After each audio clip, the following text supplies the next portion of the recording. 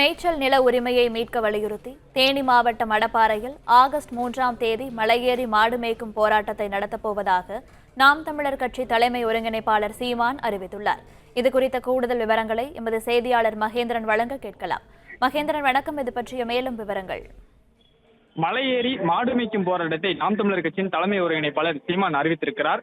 சமீபத்தில் ஆடு மாடுகள் மாநாட்டை நடத்தி முடித்த நிலையில் மலையேறி மாடு மேய்க்கும் போராட்டத்தை வருகிற ஆகஸ்ட் 3ஆம் தேதி தேனி மாவட்டம் அடப்பாறையில் நடத்தியிருப்பதாக நாம் தமிழர் கட்சியின் தலைமை ஒருங்கிணைப்பாளர் சீமான் அறிவித்திருக்கிறார். இந்த போராட்டத்தின் நோக்கத்தை பொறுத்தவரை வனப்பகுதியில் ஆடு மாடுகள் மேய்வதற்கு வனத்துறையினர் பல இடங்களில் தடை விதித்துள்ளதை கண்டித்தும், பல்வேறு இடங்களில் கட்டுப்பாடுகள் விதித்துள்ளதை கண்டித்தும், மேய்ச்சல் நிலங்கள் மேய்ப்பவர்களுக்கே கொடுக்க வேண்டும், எந்தவித கட்டுப்பாடும் அவர்களுக்கு விதிக்கக்கூடாது என்பதை வலியுறுத்தியும் மேய்ச்சல் நிலம் எங்கள் உரிமை என்கிற தலைப்பில் இந்த போராட்டமானது நடத்தப்படவிருக்கிறது.